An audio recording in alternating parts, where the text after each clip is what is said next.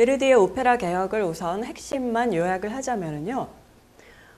베르디는 사실 이제 활동을 시작한 시기로 보면 1813년에 태어나서 대략 한 1840년경부터 본격적인 활동을 시작했어요. 한 1839년, 40년.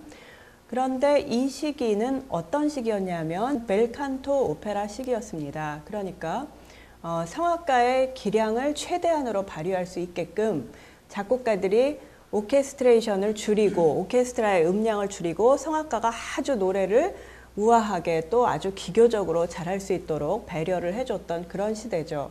그래서 성악이 아주 중요하고 특히 목소리를 아주 아름답게 잘 공들여서 만들어서 내는 그런 기교가 참 중요했었는데 베르디는 초기작에서부터 이미 성악적인 기교보다는 감정 표현을 중시하는 쪽으로 새로운 개혁을 시작했어요.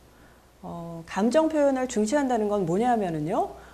성악적으로 아름답게 노래를 들리게 하려면 어떤 분노나 절망이나 질투나 이런 것을 표현하는 그런 장면에서도 목소리를 아주 곱게 내서 불러야 됩니다. 성악가가. 그리고 작곡가가 또 그렇게 작곡을 해요. 그래서 벨칸토의 대가들, 로시니, 벨리니, 도니제티 이런 사람들의 작품들을 보시면은요. 정말 이제 어떤 삼각관계가 이루어져서 여자가 배신한 남자를 엄청나게 비난하는데 그런 장면에서도 노래를 너무나 아름답게 부르고 있기 때문에 사실 관객이 들을 때는 저 여자가 진짜 화가 났나 좀 이런 생각이 들 정도로 음악이 너무너무 아름답다는 거죠.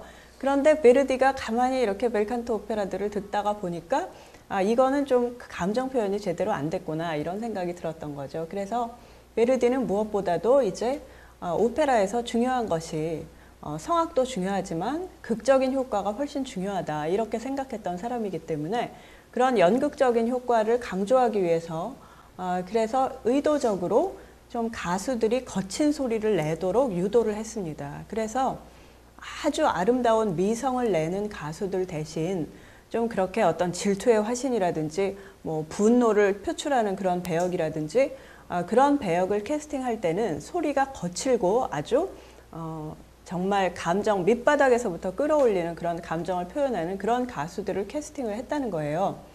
그래서 특히 맥베스 부인 역 같은 경우 대단한 여자죠. 그래서 그 레이디 맥베스 역을 캐스팅을 했을 때 베르디가 맥베스를 작곡하면서 그랬을 때 맥베스 부인이 노래를 전혀 아름답게 부르지 않았기 때문에 관객들이 아주 기절초풍을 했다고 합니다. 어쩌면 저렇게 저 속에서 막 뱃속에서 밀어올리는 정말 거슬리는 소리를 내느냐 가수가 우리는 오페라 극장에 저런 소리를 들으려고 오지 않았다 이렇게 말을 했다는 거죠 사람들이. 그런데 그럼에도 불구하고 듣고 보니까 굉장히 감정이입이 되더란 말이에요. 그런 식으로 노래를 격정적으로 부르니까. 그래서 결국 이제 베르디가 상당히 설득력을 갖기 시작했다는 거죠. 관객들한테 먹혀 들어갔다는 거죠. 그리고 성악적인 기교보다 감정 표현을 중시하고 또 두 번째로는 음악과 극의 비중이 거의 같아졌습니다. 베르디 오페라에 오게 되면은요. 이것도 역시 그 앞서 말씀드린 것과 같은 맥락인데요. 성악이나 기악만 오페라에서 중요한 것이 아니라 연극적인 부분도 중요하다. 그래서 거의 그것을 동등하게 놨고요. 그리고 이제 베르디 시대에 오면 오케스트라 규모가 굉장히 커집니다. 그래서 그 앞 시대에 로시니나 벨리니, 도니제티 이런 벨칸토 시대에 거의 현악기하고 목관악기 그런 것이 이제 오페라를 반주할 때 그 오케스트라의 핵심이었어요. 그런데 이제 베르디 시대에 오면 금관악기, 타악기 이런 악기 아주 커다란 음량을 가진 그런 악기들이 큰 비중을 차지하게 됩니다. 그래서 그 이전에 벨칸토 시대에 별로 열심히 사용하지 않았던 그런 악기들 특히 타악기를 아주 많이 사용해서 인간의 아주 격렬한 감정 이런 것을 표현하는 데 썼고요. 그리고 오케스트라뿐만 아니라 합창단, 무용단 규모도 커집니다. 그래서 이전보다는 훨씬 더 많은 합창단이 무대 위에 올라왔기 때문에 이것도 역시 아주 극적인 분위기를 만들어내는데 도움이 많이 됐죠. 그리고 이 시대부터 베르디 시대부터는 야외 극장 무대에서 오페라가 공연되는 일이 많아졌어요. 그 이전에는 오케스트라 규모도 작고 가수들도 대체로 작은 소리로 노래를 했기 때문에 그래서 외부에 나가서 노래를 하면 극장이 아닌 곳에서 노래를 하면 그냥 소리가 너무 퍼져버리니까 잘 안 들리겠죠. 그래서 음량이 작았을 때는 야외 극장에서 공연하기가 쉽지 않았는데 이제 베르디 시대의 그런 작품들부터는 베로나 야외 극장, 아레나 디 베로나라고 부르는 그 옛날에 검투사들이 싸우던 그런 원형 경기장이었죠. 이탈리아의 베로나에 있는 그런 야외 극장, 한 2만석 정도가 되는 극장입니다. 그런데 거기서는 마이크를 쓰지 않고 노래를 해요, 가수들이. 2만석에서 마이크 없이 그 성악가의 소리가 들린다는 건 엄청난 건데요.